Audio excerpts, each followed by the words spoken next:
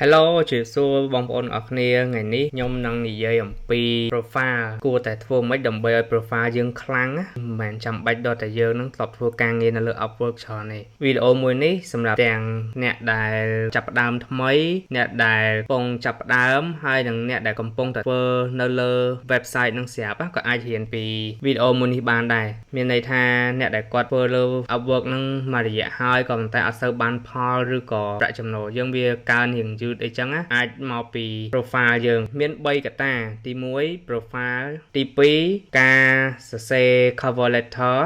ហើយនឹងទី3 history នៅលើ website យើងនិង profile យើងនឹងទាំងអស់នោះវាបូកចូលគ្នាទៅវាជះឥទ្ធិពលទៅលើការសម្រេចចិត្តរបស់ client ហ្នឹងណានៅពេលដែលយើងដាក់ការងារទៅអត់សូវជាប់ឬក៏គេអត់សូវយកជាពិសេសការងារធំ client ដែលគេចំណាយច្រើនអញ្ចឹងណាគឺសុទ្ធតែមកពីកត្តាទាំង3ហ្នឹងក្នុងចំណោម3ហ្នឹងយើងខ្វះមួយណាអញ្ចឹងណាហើយតកតងជាមួយនឹង cover letter ក៏សំខាន់ខ្លាំងណា cover letter ហ្នឹងខ្ញុំនឹកឃើញហើយដោយសារមានបងប្អូនយើងគាត់ចង់ចេះរបៀបសរសេរច្រើនណាអញ្ចឹងសម្រាប់ cover letter មួយខ្ញុំនឹងចេញជា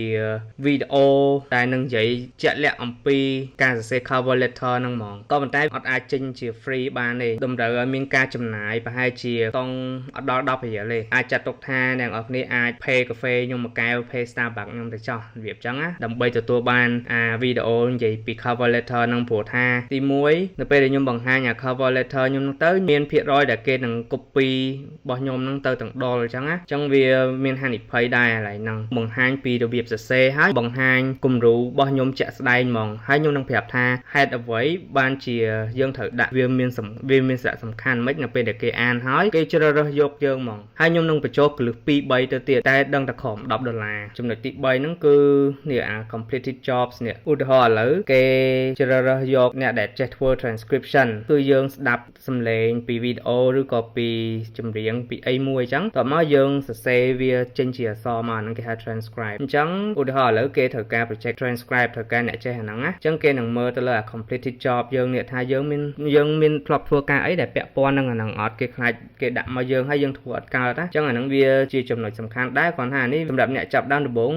វាអត់នៅក្នុង control របស់យើងណាយើងអត់មានអានេះបង្ហាញគេអញ្ចឹងគឺយើងត្រូវបង្ហាញអាហ្នឹងនៅក្នុង cover letter យើងអញ្ចឹងឥឡូវហ្នឹងយើងចាប់ដើមចូលទៅចំណុចលម្អិតមួយហ្មងណាពី learn នេះដល់ក្រោមអញ្ចឹងរៀងវែងតិចតែដើម្បីលម្អិតដើម្បីអ្នកទាំងអស់គ្នាចេះច្រើនខ្ញុំនឹង write up ទៅហ្មងអូខេអញ្ចឹងយើងចាប់ដើមពីចំណុច hook profile ខ្ញុំនេះថាហេតុអីបានជាខ្ញុំដាក់ពណ៌បៃតងអញ្ចឹងណាសូមបញ្ជាក់មួយទៀត hook profile ហ្នឹងយើងរើសអាណាដែលយើងគិតថាស្អាតសម្រាប់យើងណាតោះមកយើងយកអានឹងមួយទុកនៅនឹងហ្មងកុំដូរញ៉ៃច្រើនណាព្រោះថាពេលខ្លះ client គេពិបាករកយើងអញ្ចឹងនៅពេលដែលយើងយក profile យើងនឹងដាក់មួយហើយយើងព្យាយាមទុកវានៅនឹងរហូតកុំដូរញ៉ៃច្រើនណាហើយអ្នកនរគ្នាដឹងថាហេតុអីខ្ញុំដាក់ពណ៌បៃតងនេះហ៎ដោយសារតែពេលខ្លះ client គេអត់ប្រហោះជាការងារមកឯងគេ search រកកន្លែងនេះគេចូលកន្លែង job ហ្នឹងហើយគេ select talent ហើយដូចថាឥឡូវគេរកការងារភាសាបកប្រែភាសាខ្មែរគេនឹងវាយនៅលើនេះពាក្យថាខ្មែរអញ្ចឹងណាវាយហើយនឹង load អ្នកដែលចេះភាសាខ្មែរនឹងមកច្រើនចឹងទៅអញ្ចឹងពេលខ្លះគេ scroll អញ្ចឹងគេ scroll អញ្ចឹងទៅរៀងលឿនអីចឹងអាចនឹងផុតយើងអញ្ចឹងណាខ្ញុំអត់ចង់បង្ហាញនៅក្នុងនេះដោយសារចុចទៅវានឹងចេញរូបគេមកច្រើនខ្ញុំខ្លាចវាប៉ះពាល់ជាមួយនឹង terms policy របស់គេអញ្ចឹងណាអ្នកខ្លះគេអត់ចង់ឲ្យបង្ហាញមុខគេញ៉ៃទេអញ្ចឹងយើងនិយាយតែអ្វីដែលយើងរបស់យើងអញ្ចឹងណាវាស្រួលអត់ប៉ះពាល់ដល់គេអញ្ចឹងឧទាហរណ៍នៅពេលដែល client គេ search ខ្មែរដូចខ្ញុំប្រាប់មិញអញ្ចឹងណាពេល search ទៅចេញអ្នកដែលចេះខ្មែរមកច្រើនហោហែទៅខាងក្រោមអញ្ចឹងនៅពេលដែលគេ collect យើងឃើញពណ៌យើងនេះនៅពេលដែលក៏អញ្ចឹងណាឃើញហ៎អានេះសិតតែអក្សរអីញ៉ៃគេមើលអត់សូវឃើញទេតែគ្រាន់តែរបស់យើងពណ៌បៃតងអូឆ្វាច់នេះឃើញហ៎អានេះអញ្ចឹងអូឆ្វាច់ពណ៌បៃតងវាតាក់ភ្នែកយកហ្មងហើយមិនតែពណ៌បៃតងហើយវាមានពណ៌ផ្សេងច្រើនទៀតអញ្ចឹងខ្ញុំ recommend ឲ្យអ្នកនរគ្នារកពណ៌ណាដែលកុំឲ្យជន់គេតែជន់គេហើយគេមើលមកគេដឹងថាយើង copy ពីគេអញ្ចឹងព្យាយាមដាក់ពណ៌អីដែលវាលិចក៏ប៉ុន្តែកុំឲ្យជន់ពណ៌គេកុំឲ្យដាក់បៃតងជន់ខ្ញុំអីចឹងណាហើយនៅពេលដែលគេចូលមកហ្នឹងនេះគេឃើញអានេះមុនគេឃើញអា description យើងនេះអញ្ចឹងអា description យើងហ្នឹងណាយើងព្យាយាមដាក់វាឲ្យស្រួលមើលឃើញទេឃើញរបស់ខ្ញុំដាក់ស្រួលមើលកុំសេជា text អីវែងពេកគេអត់សូវចង់អានទេអានេះខ្ញុំដាក់ជំនាញគោលរបស់ខ្ញុំមកហ្មងអញ្ចឹងណាឥឡូវយើងចាប់កន្លែង hook profile នេះមួយណាថាហេតុអីបើខ្ញុំដាក់ hook ហ្នឹងឲ្យពណ៌អញ្ចឹងហើយមួយទៀតនៅពេលដែលគេ search លើ Upwork ហ្នឹងណាគេចូលចិត្ត search ភាគច្រើនដាក់ native នេះ native ខ្មែរអញ្ចឹងបើយើង chỉ chôn chít khmai dương mình đặt khmai dương đặt native khmai anh ấy nhóm đặt pi công đặt phía xa nhóm trẻ ấy nhóm đặt năng anh ấy background nhóm thì tuổi ta nhóm đặt chỉ cô nhóm mà c chỉ ven chỉ sc chỉ ấy máu chó này hay anh ấy nhóm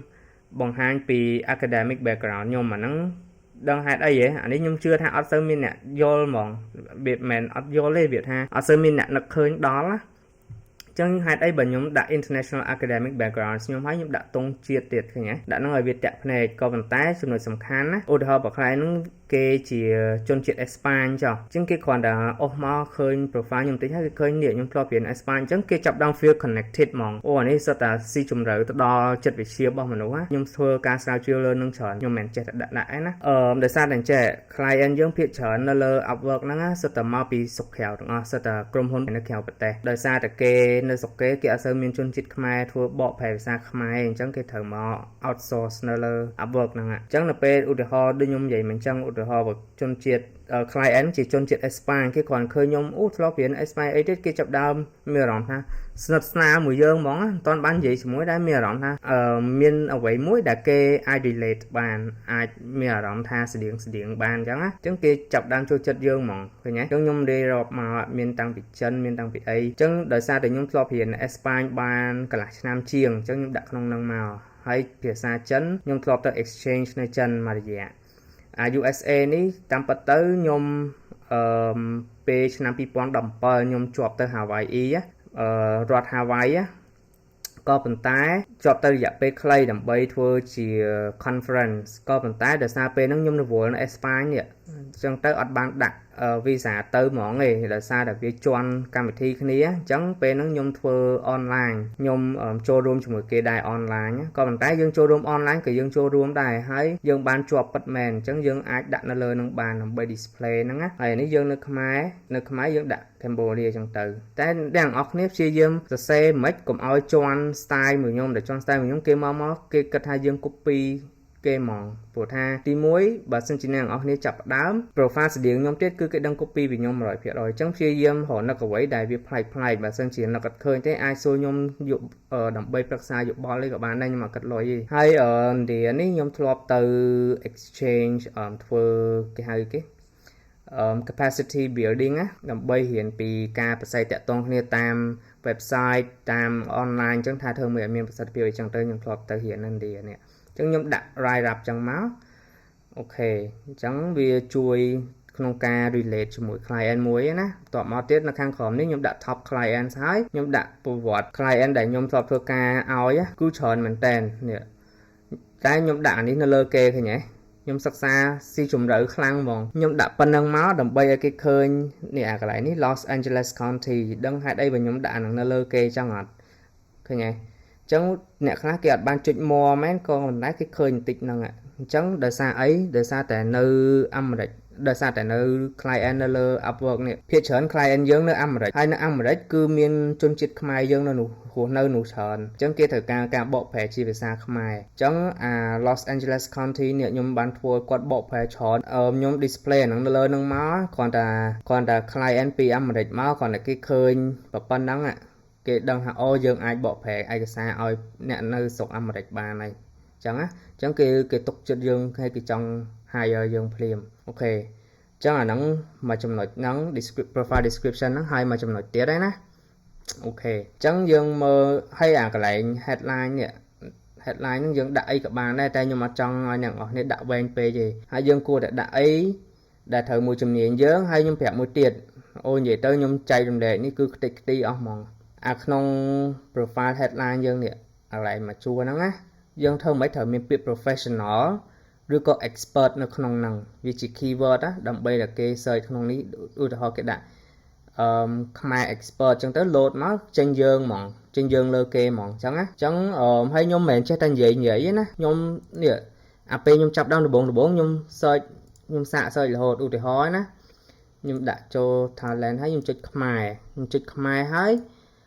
nó pe đại viên load mau tròn chẳng á nhóm ăn kênh profile nhóm hay nhóm chập đâm họ nập tha hạt ấy bằng ăn kênh profile nhóm hay ở profile để nơi lơ nó cái miền này kia là nhóm soi là hot mở tông dạ pe pi bảy tật bổ á nhóm ngày nhom nơi tờ lơ website nó mong nhom searchนู่นnhom xoay vôពីនោះគ្រប់មុខទាំងអស់ចឹងអ្វីដែលខ្ញុំនិយាយឥឡូវហ្នឹងមិនមែនចេះតែនិយាយណាមិនចេះរកនឹកឃើញទេគឺសុទ្ធតែខ្ញុំធ្លាប់បានសិក្សាស្រាវជ្រាវទាំងអស់ចឹងវាតាក់ទងជាមួយនឹង keyword ដែលយើង search នេះទាំងអស់គ្នាធ្វើមិននៅក្នុងកន្លែង profile headline យើងហ្នឹងត្រូវមានពាក្យ professional ឬក៏ expert ព្រោះថា client នៅពេលដែលគេចង់រក freelancer គឺគេចង់រកអ្នកដែលមានជំនាញហ្មងអញ្ចឹងណាបន្ទាប់មកដល់កន្លែងខាងស្ដាំដៃនេះជា hourly rate ហ្នឹងសម្រាប់អ្នកដែលចាប់ផ្ដើមដំបូងអាចដាក់ពី5រៀលទៅ10រៀលអីចឹងក៏បានដែរតែអានេះដោយសារខ្ញុំរៀងធ្វើជាងយូរដែរខ្ញុំដាក់ដល់25ហើយ25ហ្នឹងនៅ stir ណាសម្រាប់អ្នកដែលគេ SEO code អី1ម៉ោងចូល100ជាងអីហ៎អញ្ចឹងអ្នកនរគ្នាសិក្សាមើលថាចេះឧទាហរណ៍បើឥឡូវជំនាញ design យើងអត់ដឹងថាគួរដាក់ម៉ានទេអញ្ចឹងយើងចូលទៅ Google ហើយយើងដាក់ថា designer ហើយ hourly rate ពេលចឹងទៅវាចេញសម្រាប់អ្វីដែលខ្ញុំដឹង designer 1ម៉ោងដូចជាបើយើង level រៀងទៀបយើង1ម៉ោងអាចបាន5រៀលទៅ10រៀលបើ level ខ្ពស់អាចបានចូល40រៀលហើយបើអ្នកសេកូដសេអី1ម៉ោងអាចចន្លោះពី50ដល់100អញ្ចឹងវាស្ថិតទៅតាមជំនាញរបស់យើងរៀងខ្លួនណាអូខេអញ្ចឹងអាហ្នឹងតាក់ទងមួយ hourly rate ហ្នឹងយើងអាច consider បែបហ្នឹងដើម្បីដាក់ទៅលើនេះដើម្បីដាក់គួរតែដឹងថាដាក់ម៉ានអញ្ចឹងណាអូខេចឹងឥឡូវយើងនិយាយកន្លែង profile នេះហើយអានេះហើយអា top rated នេះពេលដែលយើងធ្វើបាន$1000ក្នុងរយៈពេល1ឆ្នាំដំបូងវានឹងចេញ top rated នេះឲ្យហើយ job success នេះដល់យើងធ្វើបាន$1000มันវា load ចេញឲ្យដែរចឹងណាតបមកយើងមើលកន្លែង section នេះវិញ view profile នេះ view profile ហ្នឹងដោយសារតែខ្ញុំបង្កើត specialize profile ហើយអញ្ចឹងវាចេញមកពីអញ្ចឹងអាហ្នឹងហេតុអីបានគេធ្វើអញ្ចឹងដោយសារតែអ្នកខ្លះគាត់មានជំនាញច្រើនគាត់ត្រូវបង្ហាញពីជំនាញគាត់ដែលមានហ្នឹងណាអញ្ចឹងលើកមុនខ្ញុំធ្លាប់ធ្វើ voice over អ្នកបញ្ចូលសលេងណាហើយតាក់ទងជាមួយនឹងការបញ្ចូលសលេងហ្នឹងខ្ញុំនឹងប្រាប់នៅវីដេអូក្រោយៗទៀតឱកាសច្រើនដូចគ្នានិយាយទៅខ្ញុំធ្វើអីបានផលខ្ញុំប្រាប់គេអាហ្នឹងខ្ញុំមិនចេះតែនិយាយតាក់ទងមួយ tip អីក៏ដោយសិតតែអ្វីដែលខ្ញុំធ្វើបានផលអញ្ចឹងបើខ្ញុំចេះតែ share នេះ share នោះហ្នឹងហើយអញ្ចឹងអាកន្លែងហ្នឹងយើងចូលទៅបង្កើត specialized profile អានេះដោយសារខ្ញុំចេះ say academic writing ហើយខ្ញុំចេះបកប្រែតែបើអ្នកនរគ្នាចេះ design អញ្ចឹងបង្កើតជាអាហ្នឹងមួយទៀតដើម្បីដាក់ design អញ្ចឹងណាហើយខ្ញុំនឹងចូលទៅបង្ហាញអ្នកនរគ្នាថាបង្កើតរបៀបម៉េចទី1នេះបើសិនជាយើងឧទាហរណ៍ឥឡូវខ្ញុំបកប្រែចេះបកប្រែមានមួយណាអញ្ចឹងខ្ញុំចង់បង្កើតមួយទៀតខ្ញុំចុចទៅអាកន្លែងសញ្ញានេះសញ្ញាខ្មៅដៃនេះចុចនៅក្នុងប៉ុកមកដើម្បីបង្កើតណាអញ្ចឹងវានឹងចូលមកចំណុចលម្អិតនេះទៀតអញ្ចឹងអ្នកនរគ្នាមើលអាកន្លែង profile យើងហ្នឹងយើងត្រូវដាក់ public ព្រោះថាយើងចាប់ដើមដំបូងយើងត្រូវមានកន្លែង set up ច្រើន profile យើងហ្នឹងដាក់ public នេះវាមានច្រើនអញ្ចឹងបើយើងចូល private គឺលាយហ្មងអ្នកគេមើល profile យើងមើលឡើងឃើញហ្មងអញ្ចឹងអាកន្លែង visibility នេះអ្នកនរគ្នាចុចឲ្យចូល public អញ្ចឹងណាបន្ទាប់មក project preference អាហ្នឹងត្រូវដាក់ both short term and long term នេះវាមានជំរើសឲ្យអញ្ចឹងណាតែអ្នកទាំងអស់គ្នាត្រូវចុចអា short term and long term នេះដើម្បីបើកឱកាសខ្លួនឯងព្រោះថាឧទាហរណ៍ឥឡូវបើយើងដាក់ long term projects យើងចង់ធ្វើតាlong term projects គម្រោងដែលវែងអញ្ចឹងដល់ពេលគេមានគម្រោងឧទាហរណ៍គេមានគម្រោងខ្លីៗតែតម្លៃវារៀងច្រើនអីចឹងគ្រាន់តែគេ search រកមកតែយើងច្រឡំដាក់long term ហ្នឹងវាឡើងឃើញហ្មងអញ្ចឹងណាយកខ្ញុំនិយាយហ៎កន្លែងខ្លះវារៀងងាយដោយសារតែខ្ញុំនិយាយអត់មាន script អត់មាន pro អីខ្ញុំនិយាយទៅរហូតអញ្ចឹងហ្មងណាអញ្ចឹងបើកន្លែងណាអត់តាន់ត្រូវចង់ clarify ទៅចង់បញ្ជាក់ឡើងវិញអីអាចសួរក្រុមទៅកន្លែង comment បានចឹងវិញអ្នកនរគ្នាគួរតែដាក់មិនបាច់គិតច្រើនណាដាក់ both short term and long term មកកន្លែង project preference ហ្នឹងហើយខ្ញុំប្រាប់មួយទៀតអាកន្លែង experience level នេះអ្នកទាំងអស់គ្នាទុំចាប់ផ្ដើមក៏ដោយអ្នកទាំងអស់គ្នាអត់សូវប្រកែខាងជំនាញអីហ្នឹងក៏ដោយក៏ប៉ុន្តែត្រូវចុចមកកន្លែង expert នេះខ្ញុំធានាថានឹងបើកឱកាសឲ្យអ្នកទាំងអស់គ្នាឲ្យគេ hire យើងគឺខ្ពស់ហ្មងដោយសារតែអ្នកដែលគេ client ណាគេចង់freelancer ម្ដងគឺគេចង់រកអ្នកជំនាញអញ្ចឹងទោះជាយើងចាប់ដើមដំបូងអីក៏ដោយកន្លែងនេះត្រូវចុចចូល expert អញ្ចឹងយើងមកដល់ categories នេះអាកន្លែងអានេះតាក់ទងមួយជំនាញយើងនេះ main service តើតោងជាមួយនឹងសេវាដែលយើងផ្ដល់ឲ្យគេអញ្ចឹងបើអ្នកទាំងអស់គ្នាធ្វើខាង design ចុចចូល design អញ្ចឹងទៅអានេះដោយសារខ្ញុំធ្វើខាង translation ខ្ញុំដាក់នេះ translation service អីចឹងជាមួយខ្ញុំសាក់លុបឲ្យសេឲ្យមើល content writing នេះនៅពេលដែលយើងចុចទៅលើ category ណាមួយហើយយើងអស់មកក្រោមមកយើងឃើញមាននេះយើងឃើញមានប្រអប់គេឲ្យយើង tick ចឹងយើងមើលទៅយើងឆ្លាញ់ជំនាញណាយើងដាក់អាហ្នឹង translation ខ្ញុំ language tutoring នេះការប្រៀនភាសាហើយនិងការបកប្រែតមាត់ចឹងខ្ញុំអត់ចង់យកអាហ្នឹងខ្ញុំចង់យក content writing ដោយសារតែ content writing វាការងារហ្នឹងវាលុយច្រើនណាបើសិនជាគេមាន project ហ្នឹងគឺបានលុយច្រើនហ្មងអា copywriting នេះក៏ចឹងដែរអូដាក់នេះមួយទៀតហើយនេះអត់ដែលបានដាក់ពីមុនអញ្ចឹងដាក់មួយទៀតហើយ copywriting ហ្នឹងគឺជាជំនាញមួយដែលយើងរៀនអានេះខ្ញុំក៏អត់ដែលចេះពីមុនដែរហើយក៏អត់ដែលដឹងឲ្យគេដែរបន្ទាប់មកខ្ញុំធ្លាប់ឃើញអា project នោះគេដាក់មក copywriting ហើយបន្ទាប់មកខ្ញុំចាប់ដើម search លើហ្នឹងអូនិយាយពីថា pay rate គេខ្ពស់មែនតើហើយសបោទៀតនៅតាមក្រុមហ៊ុនធំនីមួយសិតតែមាន copywriter អ្នកស្រា copywriting នេះហើយអាការសរសេរចេញជាអត្ថបទចេញជាពាណិជ្ជកម្មអីហ្នឹងគឺពាក្យមួយតែវាជះឥទ្ធិពលខ្លាំងហ្មងអញ្ចឹង copywriting ហ្នឹងគេធ្វើទៅលើថាការសរសេរមិនឲ្យវាតាក់ទាញអីទាំងអស់ហ្នឹងអាហ្នឹងវានៅក្នុងជំនាញ copywriting នេះអញ្ចឹងខ្ញុំចុចអាហ្នឹងហើយខ្ញុំ save pop មកអូខេអញ្ចឹងអា categories នេះវាអូខេណាតោះមកយើងអស់ចុះមកក្រោមទៀតយើងឃើញ specialized profiles នេះដែលវា load នៅលើអាកន្លែងខាងមុខមិញហ្នឹងណាតែទាំងអស់គ្នាអានេះដោយសារតែខ្ញុំបង្កើតហើយបើសិនជាអ្នកនរគ្នាអត់ទាន់បង្កើតទេឥឡូវខ្ញុំសាកលុបចុះសាកមើលសិននេះអញ្ចឹងខ្ញុំបង្កើតហើយវាចេញនៅពេលដែលខ្ញុំ click លើអា3នេះវាចេញអញ្ចឹងតែឥឡូវខ្ញុំសាកលុបដើម្បីធ្វើឲ្យអ្នកនរគ្នាមើលស្រួលយល់ខ្ញុំសាកលុបចោលសិន academic research writing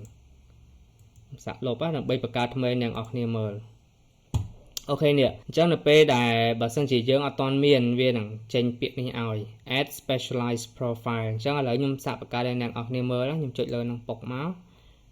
ដើម្បីបង្កើតអា specialized profile មិនហ្នឹងអញ្ចឹងអានេះវាជាឲ្យតែវា update ឬក៏ maintenance website ហ្នឹងវា load អាមិញហ្នឹងមករហូតចាំផ្លែទៅនេះនៅពេលយើងចុចលើអា create specialized profile មិញហ្នឹងមកវានឹងចេញអញ្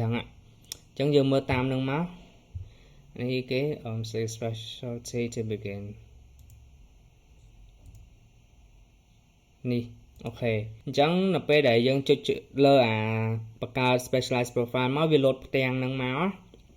ពេលវា load ផ្ទាំងហ្នឹងហើយយើងត្រូវរើសនេះអា all specialties នេះយើងរើសជំនាញយើងអញ្ចឹងមិញខ្ញុំមានបកប្រែមួយហើយដល់ហើយខ្ញុំលុបអា academic writing អញ្ចឹងដោយសារតែខ្ញុំមានជំនាញ writing ហ្នឹងខ្ញុំដាក់មកវិញខ្ញុំ search មកលឿន academic នេះ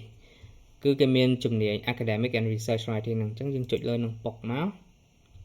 អញ្ចឹងយើងរើសហើយណាយើងរើសហើយអា CAD នេះយើងកុំញ៉ៃមួយវាយើងចូលអា all specialties នេះហើយរើសជំនាញយើងហើយយើង continue អញ្ចឹងយើងតមកដល់មុខទៀតមកវាឲ្យយើងរើសគេឲ្យយើងរើសថានៅក្នុងជំនាញអស់ហ្នឹងមានគេខ្លះ academic and research writing deliverables នេះគឺជាអ្វីដែលយើងអាចធ្វើបានណាអញ្ចឹងខ្ញុំដាក់ infographic ចុះហើយមួយទៀតខ្ញុំដាក់ editing and proofreading case studies report writing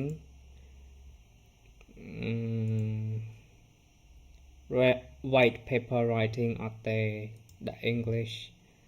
ខ្មែរណាខ្មែរអានេះប្រហែលជាអត់មានខ្មែរអញ្ចឹងដាក់អង់គ្លេសក៏បានដែរបើសិនជាអ្នកមានខ្មែរ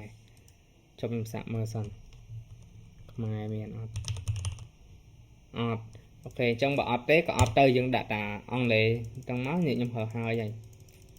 នេះខ្ញុំរើស English តោះមក save and continue ទៅហើយស្រួលអាកន្លែងនេះtitle យើងហ្នឹងនេះដែលខ្ញុំប្រាប់មិញថាមានពាក្យ professional ឬ expert នេះដើម្បីគេ search មកឃើញអញ្ចឹងយើង save and continue មួយទៀតទៅអានេះវាត្រូវមាន description អំពី writing ហ្នឹងណាតែអ្នកនរគ្នាអាចដាក់អីដាក់ទៅអានេះខ្ញុំគ្រាន់តែបង្ហាញអ្នកនរគ្នាមើលអញ្ចឹងកន្លែង profile overview របស់អា specialized profile នេះយើង hiệp hợp tẹt tông cho mùi nâng chùm niên để dùng bạc cát nâng màu ná ấy các bạn đây và tham đằng xem mấy tế ai cho chat GPT tới muốn cho chat GPT tới hay đã ha write me a profile overview of writing chẳng tới vi trình màu ấy chờ này hay dương mơ hay dương edit tam nâng tới tỏ mới dương copy hay pass cho mà không op nè hay dương save and continue máu chẳng để xa tại nhóm thọ miên bảo vật ca nghe nó là platform nó là upload nó chẳng cái nhóm hở ca nghe nó để viết tại tông cho mùi nó chùm này writing nè nhé chẳng bảo sân chỉ ở toàn miền ca nghe tế viên nằng admin trên page nằng ao gì chẳng á chẳng chết hở sân á chọc nhóm hở chân nhóm cho cái lại đi nhóm do này để sang nhóm lọc copy edit suppose khai mà các bạn buồn hỏi chương là bên nằng chân nhóm do chấm này do ca nghe đi mua cho tại bởi dương ở đặt các bạn đây nằng ở trăm bài chứ nè okต่อมาcái ai hở portfolio năng bạch các bạn này save and continue ต่อมาเนี่ยcho các bạn review nè chẳng tới hai vậy hay và sân chỉ biết change this is a draft chẳng dương chụp publish mà ở biết change là này chỉ official chẳng tới dương bạn specialized profile mùi tiệt là lời nè chẳng á chẳng đằng off nếp si dương bạc cá đã chấm này ná để biết tẹt tông cho mùi nằng dương đầm bay ở viên lô trên lơ nè pi nè chẳng á cùng tộc với cháu lá xong bị chạy tha cùng tộc với cháu dương ai bấm pin ấy ba dương si dương bấm pin nằng ok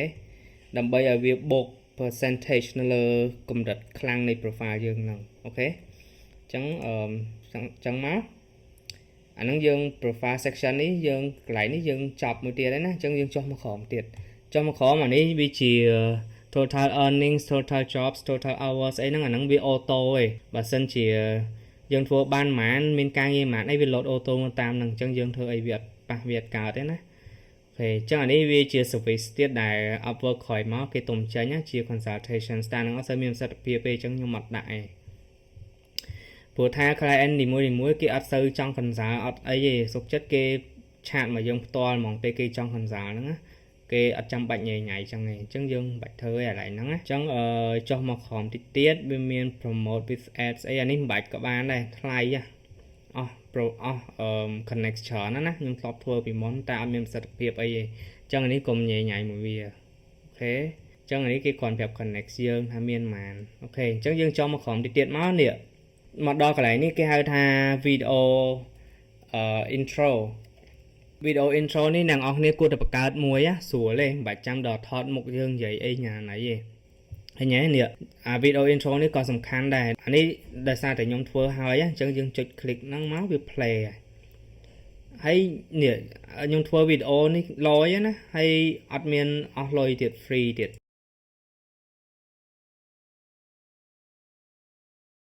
ở đây nhung play chung website đây và sân chỉ nàng off này chào vào đó ai comment khang khó má nhung nàng họ chung website ai for free mỏng hay dương sủa điện dương khoản insert đây anh nó bị chỉ platform bị chỉ template á template nó mới thay kết vừa backbone nó hai dương khoản đã so đã hụt ai cho chẳng tới vì trên chỉ video ai mỏng chẳng á hay nhung recommend kháng á anh nó thời tầm miền nè video intro nè mà blog nè chẳng ca thơ nắng sủa này là để dân bật card video hái dân bỏ cho YouTube dân tỏ máy dân copy link từ YouTube dân năng máu đã cho là cái lại không nè đã cho anh ấy bảo sân chỉ admin video bên nàng học này cho cái lại năng máu viết năng trên việt ha insert link tỏ máu nàng học này đã link đã copy về YouTube năng cho máu trên video chẳng ai mà mong chẳng á cho cái này nó nghe vậy còn tái cua tả miền nhưng recommend khang cho cái này video intro này cứ chọn một vẽ tiền chẳng dương một đo portfolio một đòn portfolio này đời xa tà dương ai bằng hai snap đây để dương software bị môn máu á đôi mình chăm bạch to để dương nó còn mình càng nghe lựa Upwork kì chân dương bằng hai snap đây dương bị môn máu tha vì dương thuộc ban thui kia khang hay nhưng miền thịt muối ai nhẹ để quạt tùm chập đam tham mây đi chỉ tùm chập đam bọ phè tùm chập đam đi design tôi chỉ nơi còn bông hiền cả đảo chân dương nè cái này nè chỉ mới nhung thợ sạ thua ai mơ mỏng nó sủa nhưng bây giờ mới trò lại nhạc bột nắng tọa má project title dương đã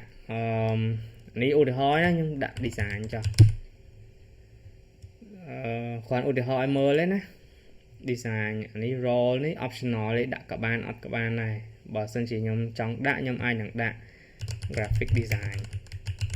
designer chẳng tới với tôi này tí một nghề giống á description nhóm đại thì tôi chẳng tới đã design great artworks này nhóm xạ ai mới nè artworks to boost your sales and leads phần đằng máu okต่อมา skills and deliverables type to add skills relevant chẳng chùm này để tẹt tông một design nó dân ai thua bán này kia khác artwork design interior design xongต่อđặt làm artwork design trong mau trong mình đang ở đây trong đại sinh các bạn này nhưng còn ưu tiên họ ai nghe sủa trong này anh ấy related ở workshop bài chơi chẳng nè anh ấy chỉ ở cả bao dương đang hát ấy vậy dương ai upload artwork dương để software nắng cho một lại nè hụt phiệp lại rồi có upload chỉ video các bạn upload bờ sân chỉ nạp bỏ phé ai upload chỉ document á chỉ ai cái sao để dương lọt bỏ ấy chẳng thấy đại nhôm vậy tha anh ấy bận nè cho lấy upload chia sẻ các bạn này hai đại môn nâng nhôm vậy thaสำหรับเนี่ยแต่ทำไมáก็ai thua ba nó đăng thua mà vậy cứ ngheបំផុតអ្នកទាំងអស់គ្នាយកអ្វីដែលអ្នកទាំងអស់គ្នាធ្លាប់រៀនណាឯកសារដែល assignment ដែលគ្រូធ្លាប់ដាក់ឲ្យធ្វើហ្នឹងណាយកវាមកដាក់តាំងអញ្ចឹងហ្មងវាដូចជាការងារដែលយើងធ្លាប់ធ្វើមែនអានេះយើងមិនមែនកុហកគេណាការងារដែលយើងធ្លាប់ធ្វើមែនគ្រាន់តែវាអត់បានលុយដល់ពេលយើងរៀនហ្នឹងណាអញ្ចឹងយើងយកអាឯកសារយើងធ្លាប់រៀនហ្នឹងយកមកដាក់ display នៅក្នុងហ្នឹងធ្វើជា portfolio ការងារយើងហ្នឹង tip មួយនេះគឺអាចបើករនាំងឲ្យអ្នកទាំងអស់គ្នាបានច្រើនហ្មងជាពិសេសអ្នកដែលចាប់ដើមថ្មីអញ្ចឹងឧទាហរណ៍បើខ្ញុំដាក់upload រូបភាពអីហើយខ្ញុំចុចអាកន្លែង preview នេះអញ្ចឹងណាតែអានេះដោយសារមកសាកសិនសាកដាក់អានេះចុះអានេះមិនcònសាកឯណាអានេះ thumbnail របស់thumbnail របស់នេះហ្នឹងរបស់វីដេអូហ្នឹងអានេះគេអត់ឲ្យយើងដាក់អី skills is required អានេះគេត្រូវគេតម្រូវឲ្យយើងដាក់ជំនាញដែលវាពាក់ព័ន្ធនឹងអា portfolio នេះអញ្ចឹងយើងចុចឲ្យវាចេញ drop down list ឲ្យយើងហ្មងអញ្ចឹងខ្ញុំវាយដាក់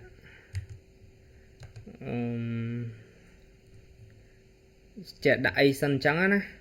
តែអ្នកនរគ្នាត្រូវរកជំនាញដែលតាក់ទងនេះខ្ញុំចេះដាក់ឲ្យមើលសិននេះ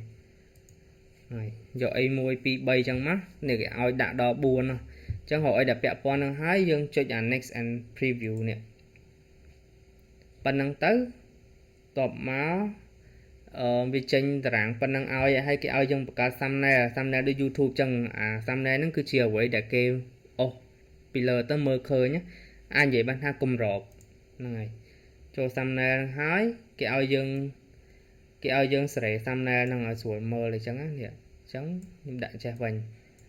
ដាក់រូបខ្ញុំអញ្ចឹងមកតែនេះខ្ញុំនឹងលុបចោលនេះខ្ញុំគ្រាន់ធ្វើជាឧទាហរណ៍អ្នកនរគ្នាមើលទេតបមកហើយអញ្ចឹង publish ហ្មងអញ្ចឹងណាតែខ្ញុំអត់ចុចទេដោយសារតែខ្ជិលលុបញ៉ៃច្រើនហើយខ្ញុំខ្លាចវាប៉ះពាល់ទៅដល់គេខាង team គេ review ហើយវាមានបញ្ហាអញ្ចឹងណាដោយសារតែខ្ញុំ thumbnail ខ្ញុំមាន$100មានអីណាអញ្ចឹងអូខេអញ្ចឹងនៅពេលដែលអ្នកនរគ្នាធ្វើហើយចុចចូលអា publish នេះមកហើយអូខេហើយអញ្ចឹងយើងអាចបង្កើត portfolio បានហើយងាយហ្នឹងហើយអញ្ចឹងចាំសាកធ្វើខ្លួនឯងមើលទៅថាធ្វើកើតអត់បើធ្វើអត់កើតឬក៏តាក់ឡែងណាសួរខ្ញុំនៅខាងក្រុម comment ទៀតអូខេអញ្ចឹងខ្ញុំបង្កើត 2 3 អីមកហើយធ្វើមិនអា cover នេះអា thumbnail នេះ design វាស្អាត design លើ Canva ទៅ design ខ្លួនឯងណាអានេះខ្ញុំធ្វើខ្លួនឯងមានអីអស្ចារ្យគ្រាន់ថាមើលមកវាលិចដោយសារអីដោយសារពណ៌នេះអញ្ចឹងយើងសិក្សាទៅលើចិត្តវិទ្យាអានេះខ្ញុំចូលចិត្តវិទ្យាតាក់ទងជាមួយនឹងថាពេលមនុស្សយើងមើលមកឃើញពណ៌អីចាប់អារម្មណ៍អីអញ្ចឹងណាខ្ញុំចូលចិត្តអាខាងហ្នឹង profile យើងហ្នឹងត្រូវស្អាតត្រូវតាក់ទាញចំណាប់អារម្មណ៍បើ client គេមើលម្ដងមួយអញ្ចឹងមកអញ្ចឹងណាហ្នឹងវាពាក់ព័ន្ធទាំងអស់អញ្ចឹងខ្ញុំបង្កើតឡើង4ណាអានេះគឺជាអានេះខ្ញុំគ្រាន់បើកវងចតតិចណានេះគឺជាការងារទី1បំផុតរបស់ខ្ញុំនៅលើ Upwork នេះខ្ញុំសរសេរ ហើយអាការងារហ្នឹងនៅមានច្រើនទៀតណាអ្នកនរគ្នាដែលមានជំនាញអង់គ្លេសដំបូងអាច apply លើការងារនេះបាននេះមកពេលនេះខ្ញុំបង្កើតជា learning materials ឲ្យ website នេះ Hello នេះ website ហ្នឹងធំណាហើយការងារគេរហូតចឹងអ្នកនរគ្នាអាចចូលមកមើលនឹងបានដល់2021ញ៉េហើយដល់ពេលដែលខ្ញុំគ្រាន់តែធ្វើការងារនឹងឲ្យពឹបខ្ញុំសូមឲ្យគេបិទ contract ហើយសូមផ្កាយ5អាហ្នឹងយើងឆាតមួយគេតាក់ទងមួយ skill ក្នុងការផ្សាយតាក់ទងមកយើងបើមានបញ្ហាកន្លែងតាក់ទងមួយ client អីហ្នឹងអាចសួរខ្ញុំបន្ថែមទៀតនិយាយទៅសួរអីក៏បានដែរខ្ញុំប្រាប់ទាំងអស់បើប្រាប់បានខ្ញុំប្រាប់បើប្រាប់អត់បានខ្ញុំប្រាប់ទាំងអត់បានហ្មងហ្នឹងហើយអញ្ចឹងនៅពេលដែលខ្ញុំធ្វើមួយគាត់ចប់ហើយខ្ញុំសូមគាត់បិទ contract ហើយសូមផ្កាយ5ថាបានអត់វានឹងជួយ profile ខ្ញុំអីអញ្ចឹងទៅគាត់មានអីសិតតែមនុស្សម្នាដូចគ្នាណាគេក៏ចង់ជួយយើងក៏ចង់ជួយគេគាត់និយាយហើយគេបិទ contract ហើយគេដាក់ផ្កាយ5ឲ្យពឹបគាត់តែបានពឹបខ្ញុំមកបង្កើត portfolio នេះពឹបយកហ្មងអត់មានញ៉ៃណាចឹងគ្រាន់តែបាន portfolio នឹងហើយអូយឡើងរំភើបហ្មងខ្ញុំចាំអារម្មណ៍ពេលនឹងក្តីសុខហ្មងដោយសារតែមួយទៀត portfolio យើងហ្នឹងដឹងហេតុអីបើខ្ញុំសប្បាយចិត្តខ្លាំងអាពេលបានអាហ្នឹងដោយសារចេះ portfolio ដែលយើងបង្កើតមិនមែនជាការងារលើ Upwork ហ្នឹងនៅពេលដែលយើងចុចលើហ្នឹងទៅវាគ្រាន់តែអូអានេះដោយសារតែខ្ញុំ link ជាមួយនឹងការងារដែលខ្ញុំធ្លាប់ធ្វើវាសេចចេញផ្កាយ5ឲ្យចេះក៏ប៉ុន្តែបើ portfolio ហ្នឹងវាជាអ្វីដែលយើងបង្កើតថ្មីហ្មងវាអត់មានអា rating នេះឲ្យទេអញ្ចឹងណាចឹងមើលមកវាល្អដែរក៏ប៉ុន្តែវាអត់ទៅខ្លាំងខ្លាបំផុតទេតែដល់ពេលយើងមានការងារលើនឹងស្រាប់ទៀតយើង link អា portfolio នឹងជាមួយការងារហ្នឹងណាវាចេញ rating ឲ្យផ្កាយ5ឃើញទេដល់ពេលចឹងទៅវាកាន់តែខ្លាំងកាន់តែល្អអញ្ចឹងខ្ញុំព្យាយាមមើលទៅលើ profile ចំណុចមួយលើ profile ហ្នឹងដូចបន្ទុកចឹងអ្វីដែលយើងធ្វើបំពេញម្ដងមួយហ្នឹងវាជាបន្ទុកបូកឲ្យ profile យើងហ្នឹងឈានទៅរក100បន្ទុកដើម្បីឲ្យគេមើលមកគឺខ្លាំងចឹងបើអ្នកខ្លះគាត់អត់សូវចាប់អារម្មណ៍ចំណុចអស់ហ្នឹងគាត់ដាក់ការងារដាក់អីចេះតែអត់សូវមានអ្នកhire អីចឹងណាជួនកាលគាត់អត់ចាប់អារម្មណ៍លើ profile គាត់ហ្នឹងចឹងអានេះសិតតែជាចំណុចទាំងអស់គ្នាអាចរៀនបានចឹងតាក់ទងមួយ portfolio ហ្នឹងចប់មួយទៀតហើយឥឡូវយើងចុះមកក្រោមតិចទៀតខ្ញុំប្រាប់ទាំងអស់គ្នាកន្លែង hours per week នេះនៅឆ្វេងដៃនេះណាអ្នកទាំងអស់គ្នាចុចនៅលើអាសញ្ញាខ្មៅដៃមកវានឹងមានឲ្យរើហ្នឹងហើយវានឹងមានឲ្យរើណាចឹងអ្វីដែលអ្នកនរគ្នាត្រូវធ្វើអានេះខ្ញុំមានវីដេអូដំបូងខ្ញុំបំផុតតាំង3ឆ្នាំមុនខ្ញុំធ្លាប់ប្រាប់លើហ្នឹងហើយតែឥឡូវខ្ញុំប្រាប់ម្ដងទៀតអានេះត្រូវតែចូលមក more than 30ម៉ោង per week ទោះជាយើងអត់សូវមានពេលអត់សូវអីក៏ដោយត្រូវតែចុចលើហ្នឹងអញ្ចឹងនៅពេលដែល client គេមើលមកគឺគិតថាអូយើងមានពេលច្រើនដើម្បីធ្វើអញ្ចឹងគេនឹងដាក់ project ធំឲ្យបើសិនជាអ្នកនរគ្នាចូល less than 30ម៉ោងនេះគឺដឹងតែ Vivo ហ្មងគេអត់សូវចង់ដាក់ project ឲ្យយើងធ្វើខ្លាចយើងអត់មានពេលណាអញ្ចឹងសុំទោសចូលអាកន្លែង more than 30ម៉ោងក៏បាន as needed to open as needed ក៏បានដែរមានន័យថាអានេះនៅពេលដែលគេមាន offer ប្រហែលគេដាក់ឲ្យយើងប៉ុណ្ណឹងហ្មងហ្នឹងហើយអញ្ចឹងចូលអាកន្លែងនេះវិញអានេះខ្លាំងជាងអា30ម៉ោងនេះទៀតអូខេអញ្ចឹងចូលអា as needed នេះវិញអញ្ចឹងមានន័យថានៅពេលដែល client គេមាន project ប៉ុណ្ណឹងក៏យើងអាច handle ក៏យើងអាចធ្វើបានដែរអញ្ចឹងចូលអានេះវិញណាសុំតោះមិញខ្ញុំឃើញអានេះវាជាចំណុចល្អណាស់ប៉ុន្តែនេះចំណុចល្អជាងអាលើនេះទៀតអូខេពេលចុចចឹងហើយមកកន្លែងនេះត្រូវ tick នេះអញ្ចឹងយើងកន្លែងហ្នឹងត្រូវ tick មកហើយ save ទៅហើយអញ្ចឹងអាកន្លែងនេះ hours per week នេះវាចេញជា as needed អាហ្នឹងគឺល្អបំផុតអូខេហើយនៅពេលដែលយើងresponse time នេះវាមានច្រើនបើសិនជាអ្នកនរគ្នាគេឆាតមកអ្នកនរគ្នា reply យូរវានឹងចេញបូក3 hours បូក3 hours អញ្ចឹងណាមានន័យថាយើងគេឆាតមកយើងអត់សូវបានឆ្លើយទេតែសម្រាប់ខ្ញុំគេឆាតមកខ្ញុំឆ្លើយអញ្ចឹងទៅវាចេញក្រោម24ម៉ោងខ្ញុំនឹងឆ្លើយទៅវិញអញ្ចឹងណាអូខេអាកន្លែងយើងចុះក្រោមមកមួយទៀតមកយើងមើលអាឆ្វេងនេះហើយចាំមកអាស្ដាំនេះយើងចុះក្រោមមកមួយទៀតមក languages នេះខ្ញុំប្រាប់អ្នកនរគ្នាមួយទៀតចេះភាសាអីដាក់មកហ្មងអានេះខ្ញុំប្រាប់ណាខ្ញុំធ្លាប់ទៅដើមការងារពីជនជាតិដើមរបស់គេបានច្រើនណាទាំងភាសាចិនទាំងភាសាថៃចង់គ្រាន់តែខ្ញុំបើកអាកន្លែងនេះខ្ញុំ add languages ចូលឡើង add languages ហ្នឹងមកហើយយើងជំនួសឧទាហរណ៍ណាខ្ញុំចេះបារាំងលោកមុនខ្ញុំធ្លាប់ដាក់អាហ្នឹងណាធ្លាប់ដាក់អាហ្នឹងទៅអាការងារដែលរបៀបថា data entry ឬក៏បក អត្តសញ្ញាណប័ណ្ណឬក៏បកសម្បត្តិកំណត់អីចឹងណាអាការងារអស់ហ្នឹងវាអត់ត្រូវការកំណត់ភាសាយើងខ្ពស់ទេអញ្ចឹងខ្ញុំចេះហ្មងខ្ញុំធ្វើបានទាំងអស់អញ្ចឹងខ្ញុំធ្លាប់បកឲ្យភាសាបារាំងទៀតខ្ញុំអត់និយាយលេងទេសាហាវហ្មងភាសាបារាំងខ្ញុំបេអាងវាធំ conversational នេះខ្ញុំគ្រាន់តែ add ឲ្យអ្នកនរគ្នាមើលហើយ Espagne ក៏ខ្ញុំចេះដែរ Espagne ខ្ញុំធំអាងអឺអីហ្នឹងអញ្ចឹងខ្ញុំដាក់នេះមកអានេះវាបើក opportunity ឲ្យយើងទៀត basic បានហើយនេះតែដោយសារតែខ្ញុំទទួលបានអា project ធំមកច្រើនរបៀបថាចេះនៅពេលដែលខ្ញុំដាក់ភាសាអស់ហ្នឹងទៅវាស្រាប់តែចេញអា project តាក់ទងជាមួយភាសាអស់ហ្នឹងមកកកោកហើយសិតតាកំណត់ខ្ពស់ហ៎អញ្ចឹងទៅខ្ញុំអាឡែងតែរវល់ការងារបកខ្មែរនេះផងខ្ញុំលុបចេញវិញអស់លេងខ្លាចគេ invite ច្រើនណាចូលអ្នកនរគ្នាចេះភាសាអីដាក់ឲ្យច្រើនមកចេះអីដាក់នឹងកុំដាក់ភាសាយើងអត់ចេះណានៅថៃនៅកូរ៉េទៀតខ្ញុំចេះកូរ៉េចេះថៃតែចូលដាក់ច្រើនចានេះគ្រាន់ធ្វើឧទាហរណ៍អ្នកនរគ្នាមើលទេហើយបើឆ្ងល់ថាកន្លែង fluent English នេះហេតុអីមិនមានសញ្ញា tick Q ហ្នឹងណាគឺនៅពេលដែលយើងចាប់ដើមដំបូងយើងធ្វើការងារបាន1បាន2ហើយ client គេនឹងមាននៅពេលដែលគេបិទកុងត្រាបិទ contract ហ្នឹងគេមាន option មួយគេឲ្យវាតម្លៃលើភាសាអង់គ្លេសយើងអញ្ចឹងបើសិនជាភាសាអង់គ្លេសយើងល្អហើយ client គេវាតម្លៃមកថាល្អនៅពេលដែលគេវាតម្លៃបាន2 3 contract ហើយអាសញ្ញា Q ហ្នឹងវានឹង load ចេញមកឡើង English នេះអញ្ចឹងណាអញ្ចឹងបើសិនជាអ្នកនរគ្នាមើលទៅកន្លែងprofile អ្នកខ្លះអាកន្លែង fluent នេះវាអត់មានសញ្ញា tick ណាមានន័យថាពួកគាត់ client វាតម្លៃឲ្យអត់សូវ fluent នេះហ្នឹងហើយអញ្ចឹងណាអាហ្នឹងវាជាហេតុផលដែលចេញសញ្ញា Q នេះឬមួយក៏អ្នកនរគ្នាមានសញ្ញាបត្រ IELTS ឬក៏ TOEFL ណាបង្ហោះវាចូលអាកន្លែង section ខាងក្រោមនេះហើយវាចូលអាកន្លែង certification ហ្នឹងមកក៏វានឹងធ្វើឲ្យអាកន្លែងនេះចេញសញ្ញា tick Q ហ្នឹងដែរអូខេអញ្ចឹងនេះវាតកតងជាមួយនឹងផ្នែកភាសាអានេះយើងចុះក្រោមមកតិចទៀត verifications តកតងជាមួយនឹងទូរស័ព្ទអានេះយើង verify ហើយព្យាយាម verify អស់នេះហើយសម្រាប់ ID តតែយើងបានការងារមិនគេឲ្យ verify អញ្ចឹងពេលយើង verify ហើយវានឹងចេញសញ្ញា tick អញ្ចឹងមកអញ្ចឹងឥឡូវយើងចូលមកស្ដាំដៃនេះ work history on Upwork ម្ដងនេះ AI នេះ summary នេះ AI វាចេញឲ្យនេះក្រោយមកហើយណាបើមានលើកមុនអត់ដែរមានទេចឹងអាកន្លែងចំណុចនេះខ្ញុំបិទដោយសារវាញ៉ៃបើសិនជាយើងបើក client ពេលគេមើល profile យើងគេនឹងឃើញអាហ្នឹងតែខ្ញុំមើលទៅវាដូចញ៉ៃវាអត់មានអីគួរចាប់អារម្មណ៍អញ្ចឹងខ្ញុំបិទអាកន្លែងនេះមក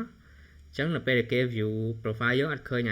អាមួយផ្នែកហ្នឹងទេអញ្ចឹងយើងអស់ចុះមកក្រោមទៀតអានេះគឺយើងប៉ះពាល់វាអត់បានទេវាសើកន្លែង auto បន្តិចណា completed jobs ហើយនឹង in progress នេះអានេះនៅពេលដែលយើងការងារគេបិទកុងត្រាបិទ contract ហើយវានឹងចេញ load មកលើហ្នឹងហើយអាការងារណាដែលយើងកំពុងធ្វើគេអត់ទាន់បិទ contract ទេវានឹង load ណាកន្លែង in progress នេះនៅមកកកោកចឹងទៅអានេះវា load auto ឯងយើងប៉ះពាល់វាអត់បានទេណាអញ្ចឹងយើងមើលខាងឆ្វេងដៃបន្តទៀត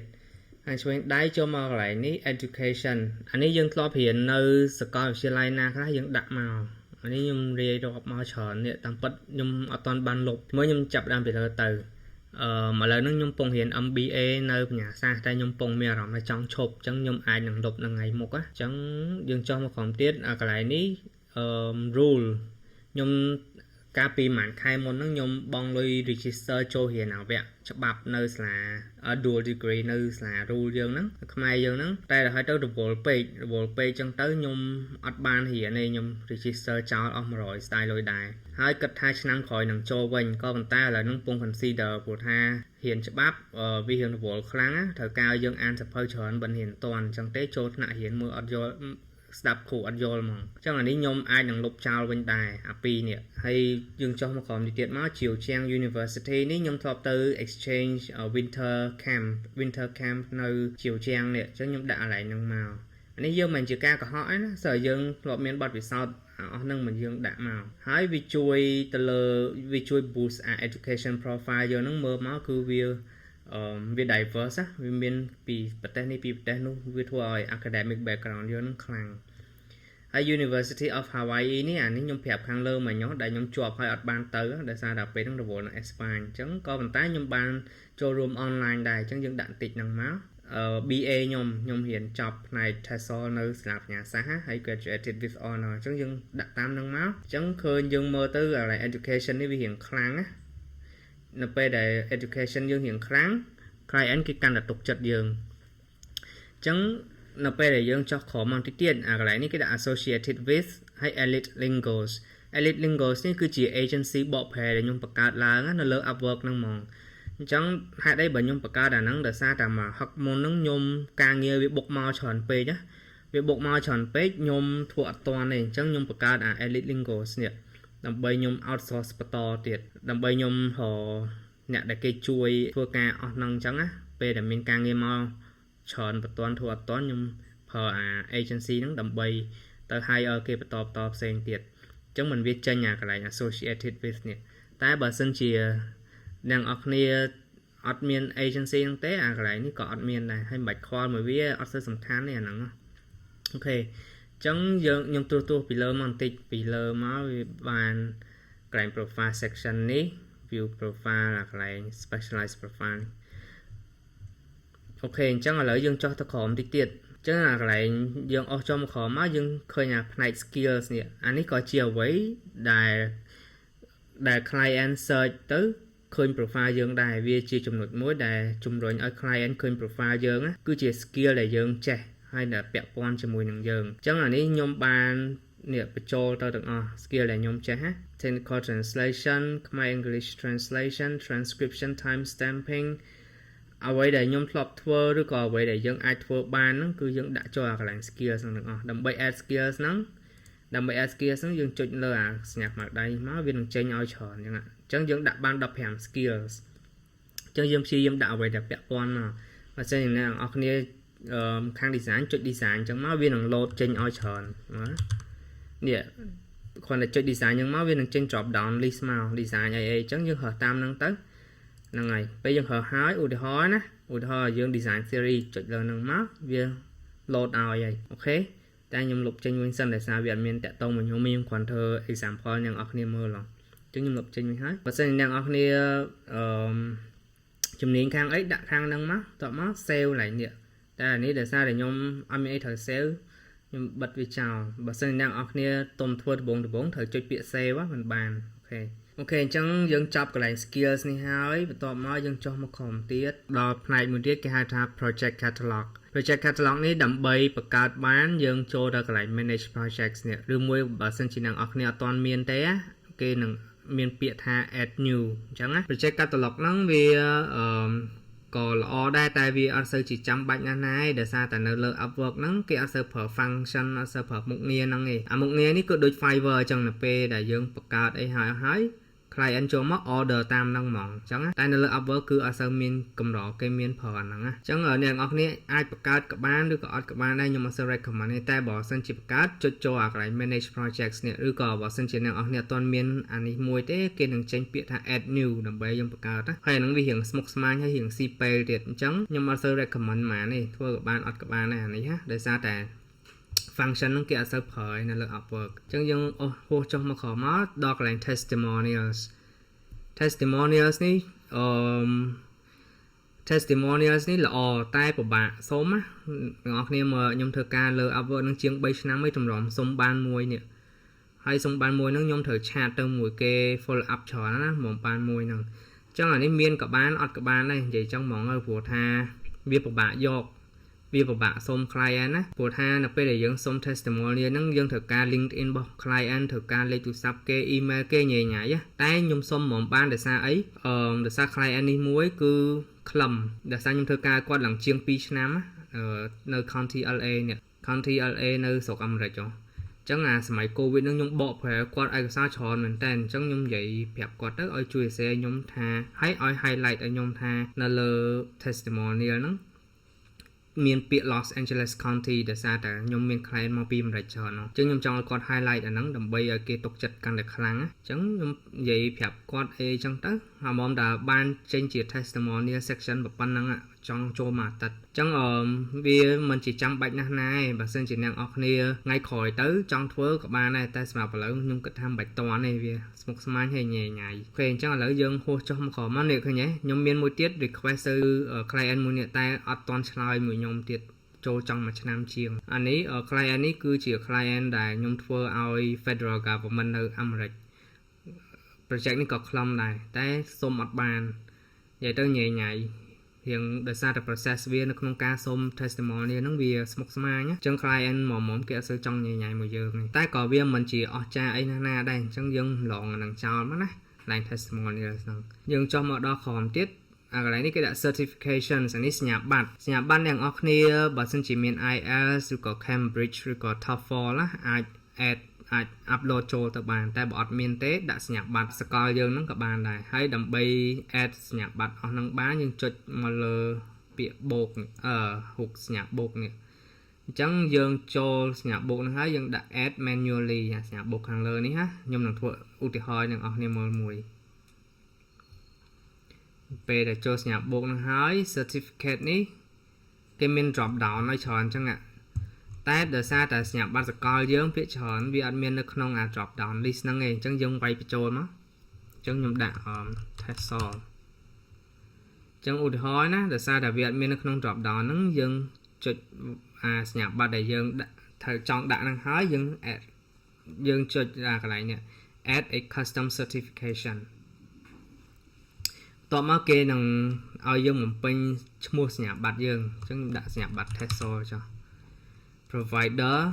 អញ្ចឹងដោយសារខ្ញុំមាននៅវិញ្ញាសាខ្ញុំដាក់ស្លាវិញ្ញាសាបើអ្នកនរគ្នាណាដាក់ឈ្មោះស្លាហ្នឹងមកណាអូខេ description នេះដាក់ក៏បានអត់ក៏បានតែដោយសារខ្ញុំរៀនទៅបានខ្ញុំចប់ទៅខ្ញុំបាន graduated with honor ខ្ញុំដាក់អាហ្នឹងតិចចឹងទៅ graduated with honor នៅស្លាវិញ្ញាសាហ្នឹងសម្រាប់អ្នកដែលបាន GPA 3.5 ឡើងហើយខ្ញុំបាន 3.7 ចឹងបានអានឹងគេទៅជាដាក់ទៅតមក issue date ឆ្នាំ2020 ពេលខ្ញុំទទួលសញ្ញាបត្រ2015 ទទួលសញ្ញាបត្រ2017តែខ្ញុំរៀនចប់2015អញ្ចឹងយើងដាក់ឆ្នាំដែលយើងរៀនចប់សំខាន់ឆ្នាំថ្ងៃខែមិនបាច់ដាក់ក៏បានដែរពេលនោះ2015ចុចចូល2015ហើយចេះដាក់ឲ្យថ្ងៃខែទៅមក apply ថ្ងៃចេះដាក់ទៅសំខាន់ឆ្នាំឯងអូខេអញ្ចឹងនេះ2015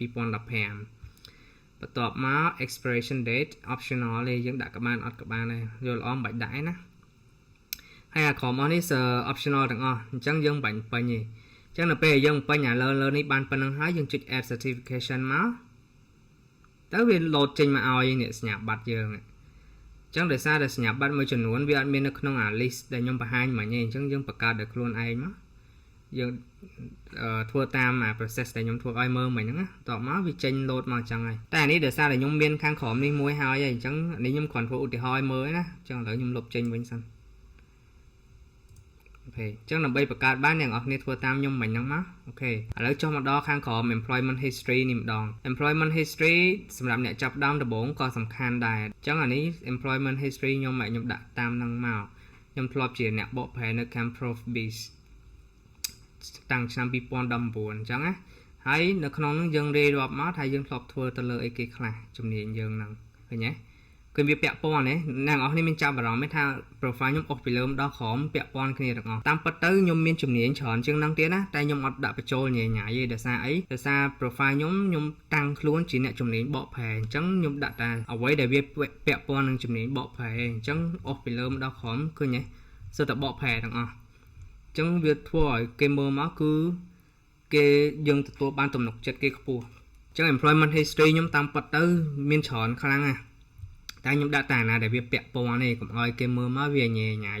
ហើយក៏គេអត់ចង់ដឹងថាយើងនឹងធ្វើអីខ្លះគ្រប់សពដែរគេចង់ដឹងតែអ្វីដែលយើងធ្លាប់ធ្វើហើយពាក់ព័ន្ធជាមួយជំនាញយើងអញ្ចឹងណាគេអត់មានពេលមកខ្វល់ខ្វាយរឿងយើងច្រើនទេគេចង់ដឹងតែអ្វីដែលពាក់ព័ន្ធមួយជំនាញដើម្បីឲ្យគេអាចទុកចិត្តបានត្រូវយល់កន្លែងហ្នឹងណាគេចូលមើល profile យើងមិនមែនគេចូលមើលលេងទេណាគេចូលមើលថាគេអាចទុកចិត្តយើងបានអត់ហើយដោយចំណុចអីគេខ្លះអញ្ចឹងអាកន្លែង employment history ហ្នឹងយើងដាក់អ្វីដែលតាក់ទងមកបានហើយអានេះខ្ញុំដាក់ translator ហើយនិង interpreter ដោយសារខ្ញុំបកប្រែហើយ news reporter នេះដឹងហេតុអីបើខ្ញុំដាក់ដោយសារតែនៅខាងលើហ្នឹងខ្ញុំមានជំនាញ specialize នោះតាក់ទងមួយការសរសេរ academic ហើយនិង research writing អញ្ចឹងអាកន្លែងនេះវាជួយឯនេះឃើញទេ อันนี้วิจุยคณีจังเกมอมาดอขอนี่ว่าโอ้ยังครอบเซอัตบอทกับไซต์อัตบอทตุสนาวได้จังเตียนจังเวียงก็อาจจะเซประเภท research ไอออกนังบานได้ให้มือเตี้ยแต่ต้องเหมือน copywriting ก็อาจจะเซบานได้แต่ซายังมีจุดเนียนเดินนังเสียปะอันนี้เดี๋ยวซายังพลอตทัวร์ในกลุ่มหุ้นตุสนาวได้ในกันนายจ๋าการชนะปีปอนดำใบจังยังด่ามาเคยเนี้ยสตวิทย์แตะตองเนี่ยดังแม่ยังจะด่าได้นะ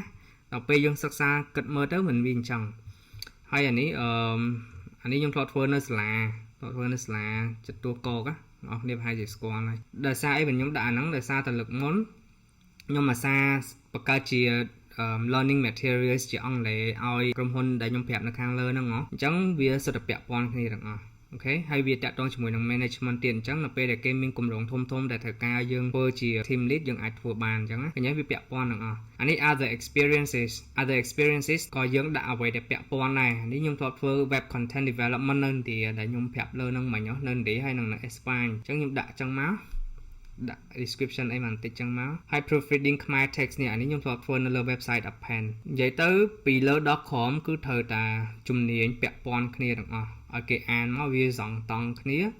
flow ចូលធ្វើឲ្យគេមានអារម្មណ៍ថាអូខេគាត់ទៅអត់ខុសទេធ្វើឲ្យគេមានអារម្មណ៍ចឹងណាឃើញទេចឹងខ្ញុំប្រាប់អ្នកទាំងអស់គ្នារាយរាប់លំអិតតាំងពីលើ .com ចឹងអ្នកទាំងអស់គ្នាដែលកំពុងតែចាប់ដើមឬក៏បានធ្វើនៅលើ Upwork មួយរយៈហើយតែអត់សូវបានផលអីចឹងណាអាចមើលរៀនសូត្រពី profile ខ្ញុំហ្នឹងទៅចឹងស្វែងយល់ពីវាបានច្រើនហើយកុំភ្លេចជួយ like ជួយ share ខ្ញុំម្នាក់មួយផងណាជួបគ្នានៅវីដេអូក្រោយទៀតបាយបាយ